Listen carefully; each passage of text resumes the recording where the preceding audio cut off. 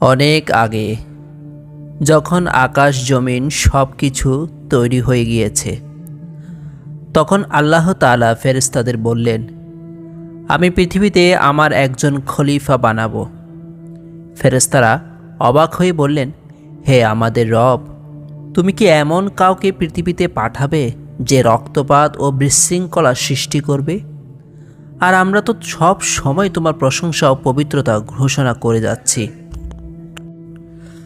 আল্লাহ বললেন, আমি যা জানি তোমরা তা জানো না। তারপর আল্লাহ মাটির বিভিন্ন রঙের সারাংশ দিয়া আদম আলাইহিসসালামকে তৈরি করলেন। যখন তার দেহ পূর্ণ হলো, আল্লাহ তার মধ্যে রূহ ফুঁকে দিলেন। আদম জীবিত হয়ে উঠলেন। আল্লাহ ফেরেশতাদের বললেন, আদমকে সেজদা করো। এটা সম্মান ও আনুগত্যের সেজদা ছিল, ইবাদতের সেজদা নয়। সব ফেরেশতারা সেজদা করল, কিন্তু ইবলিস ব্যতীত। ইবলিস সেজদা করল না, সে অহংকার করে পিছিয়ে গেল। আল্লাহ জিজ্ঞেস করলেন, হে ইবলিস, কি তোমাকে সেজদা করতে বাধা দিল যখন আমি নির্দেশ দিয়েছি?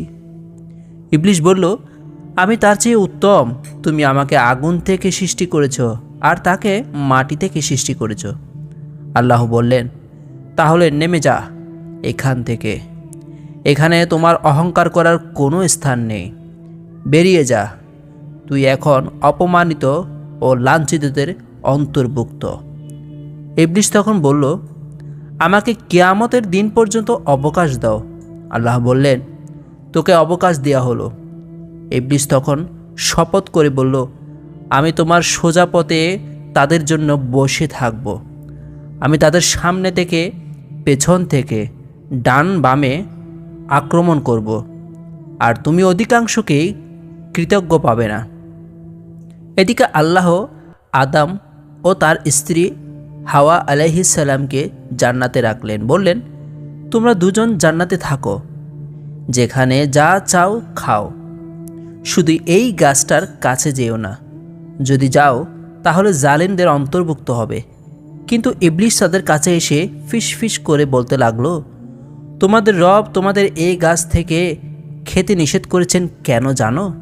কারণ যদি তোমরা এটা খাও তাহলে তোমরা ফেরেশতা হয়ে যাবে, অথবা চিরস্থায়ী জীবন পেয়ে যাবে।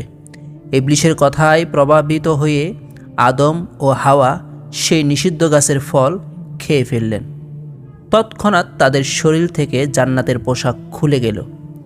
তারা লজ্জা ঢাকার জন্য জান্নাতের পাত